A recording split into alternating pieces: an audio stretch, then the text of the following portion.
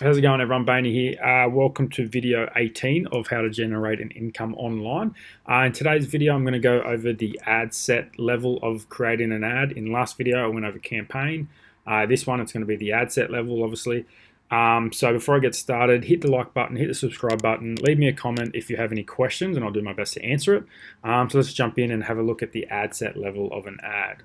So if you're following along, this is what we just went over in the last video. In today's video, we'll just hit next and we'll go over the ad set level. So again, you've got the naming convention at the top. I'm just going to do con. Like I said in the last video, I'll show you how to name them correctly so it's easy to find and easy to organize later on. But for now, we'll just leave it like that. So conversion ads. So this is a conversion ad. So this page will look different depending on what objective you selected. So I've selected conversion.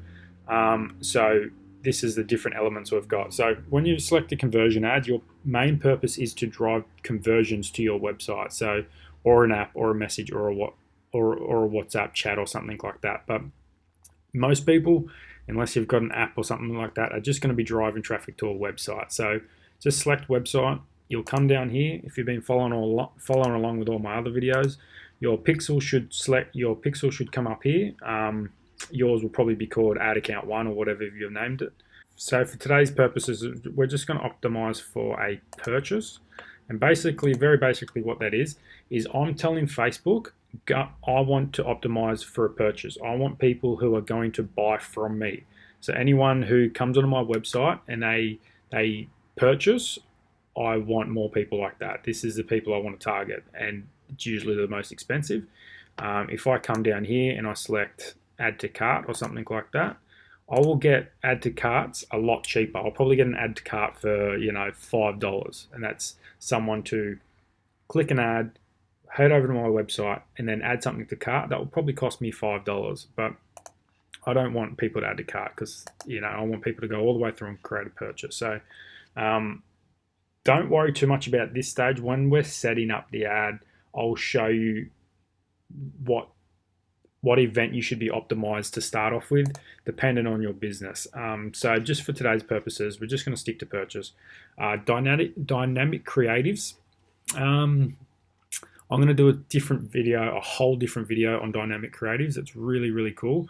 But just very basically what this is if you turn that on, what you can do on the ad set level is you can upload 5 pictures or 10 pictures, 5 different headlines, 5 different texts, 5 different button text and stuff like this. And what Facebook will do, it will mix and match all the pictures and text and buttons, and it will try and find the best combination for you, so you don't have to split test it for yourself. It's really cool. It's a really good way to test out a lot of different creatives at once. But like I said, I'm going to go over that in a different video because it is pretty advanced. So for now, for a basic ad, just leave it off. Offer. This is pretty cool. You can create offers. You can select your page. I'm going to go over that in a different video as well. It's just again another more advanced type of ad, I guess. But so yeah, just leave those off for now. When we come down to the budget, obviously pick whatever budget you're comfortable with spending every day. So here's the thing about marketing budget. You have to work out what you're comfortable to spend on a monthly basis without having to go, without running out of money, or, not paying your car payment, or missing your home mortgage payment, or, you can't buy food because you're spending all your money on marketing. That's not what you want. You need to set yourself a marketing budget where you can spend every single month, and it's not going to bother you, because sometimes it might take a few months before you become profitable, and you don't want to be worrying about spending too much money on ads because it's taken away. You're not paying your water bill, or you're not paying your electricity bill because it's all going on ads. You don't want to do that. You need to set yourself a monthly budget that you can comfortably afford every single month without having to worry about it. So to start with, it might be just $10 a day, which ends up being $300 a month. If you can't spend $300 a month comfortably, you probably need to find another job where you can afford to spend $300 a month and not break the bank, not go without You still need to eat, you still need to pay your bills, you still need to do all that. But you need a marketing budget that you can just leave on. You don't want to be turning ads on and off all the time, because what you're doing is you're just playing with it, and it doesn't do it any favors. The marketing budget, once you turn your ads on, it just needs to be consistent. So pick a budget you're comfortable with spending every single day for months, and don't worry about it. So that being said, we'll come down here to start date. What you do when you create ads, it's what I usually do. Say if I'm creating an ad now, I would actually start that tomorrow. I would start that the next day at like 4 o'clock in the morning. I'll go over that in detail when we actually create ads. I don't put an end date. I just usually turn them off. I just turn them off when they stop performing or something like that. I never put an end date. Don't ever do that.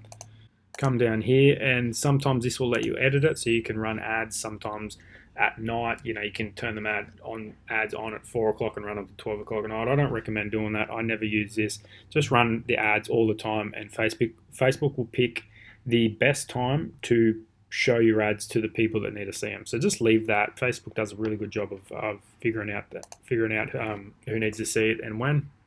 So we scroll down to the audience section, and this is where we would start picking the audience that we want to target. So if you've been following along in previous videos where I created the custom audiences for retargeting, this is where we would put that custom audience in here. So you've got your lookalike audiences and you've got your custom audiences, and we can select the different custom audiences there. I'll go over those in more detail in another video.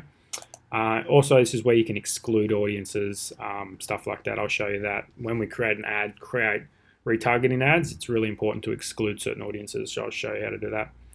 The countries that you want to target. So I usually stick to people living or recently in this location, which is obviously just Australia. Again, you can exclude countries if you want to as well. You come down here to the age brackets, and it'll obviously just depend on what product you're selling will determine what age brackets you select. If you're selling makeup, probably not the best to target 65-year-olds, but you never know, they might be buying it for their granddaughter or whatever as well. So genders, obviously easiest one. Whatever product you're selling, if it's more for men and women, you select there. Detailed targeting, this is where you'd actually type in an interest, what your ideal customer might be interested in. So let's say, for example, you're targeting men and you're selling perfume or aftershave or something like that. You might target someone who's interested in football, for example, because that's what guys are into. So I'm going to go over this in a lot more detail in another video, so don't worry too much about that for now. And again, you can exclude people who might be interested in certain products as well. Down here, it's going to say detailed targeting expansion. Reach people beyond your targeting selections when it's likely to prove performance. To start off with, I would turn that off. I'll go over why to turn that off when we're actually creating the ads. So don't worry too much about that for now. Languages, obviously, just select whatever language is suitable.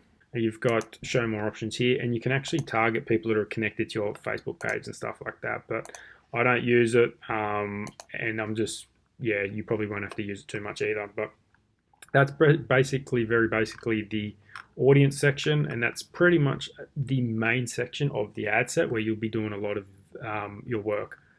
When it comes down to placements, there's different placements. I usually just use automatic, but if you didn't want to use automatic, you come down to manual, and you can turn off Facebook, you can turn off Instagram, or you can untick all the ones that you don't want your ads to show in. If you scroll down to the bottom of this and you hit show more options, you can target people by their devices. So you can target people by Android devices, iOS, which is obviously Apple. Apple's usually the better quality of person, because Apples are more expensive and richer people tend to have Apples. You can go by iPads, iPhones, you can do different model numbers and stuff like that. So if you wanted to target the people who had the newest iPhone, you could go version 14.7. And you can also do it if, say, you wanted someone to watch a long video. For some reason you were doing an ad and the video was 10 minutes long. A good way to target people might be only to target people who are connected to Wi-Fi, because people who are connected to Wi-Fi are more likely to watch longer videos because they're at home in bed or something like that. So it's just something to keep in mind. This is all very new, so just leave it as standard inventory for now. In another video I might go over this, but it's all very, very new stuff like that. Just for this purpose, just leave it as automatic. So here is optimization and delivery. So when you're running a conversion ad, you just want to stick this to, it's always going to be on conversions, so just leave it on conversions. In later videos I might show you value ads, but just for the purpose of this video, just leave it at conversions. Cost control, this is a little bit more of an advanced feature. Say for an example, you don't want to pay anything more than say $50 for a sale. You can come in here and say $50, and Facebook, if it doesn't think it can get you a sale for under $50, it's just not going to spend your money. It might spend $60 or $100, and then it will just stop spending money because it's not getting sales. So again, it's a little bit more advanced. I didn't use this feature for a long time, so to be honest, just don't worry about it. Come down here, and this is your attribution setting. So at default, it's going to be set to 7 days after clicking. This can be a tough one because a lot of people recommend 7 days, 7-day one, a 7-day click. And what this is just how Facebook allocates sales to your ad set. So if someone clicks your ad 7 days ago, but doesn't buy, but then come back and buys today on the 7th day, then they're going to attribute that sale to that click 7 days ago. It is a little bit confusing. To be honest, I'm still sticking a 1-day click and view. I've found it works better for my accounts. Some accounts I do have a 7-day click or view, or 7-day click, 1-day view. And again, to start off with, if you're just brand new, just start the 7-day click. I would probably recommend just to start the 7-day click. If you can change that, don't worry about it. It's always just leave it as impressions. Standard delivery, just leave it as standard as well. So obviously, yeah, that's the ad set level. It's a little bit more complicated than the campaign level. There's a lot more features and things that you have to go through and set up. But once you get the hang of it, it is very easy. I can set up an ad in a minute. It is very easy once you get the hang of it. So that's very basically the ad set level. In the next video, I'm going to go over the ad level on how to create the actual ad. If you've got any questions about this section, leave them in the comments below and I'll do my best to answer them. Also, don't forget to hit that subscribe button, hit that like button, and I'll see you on the next video. Thanks, guys.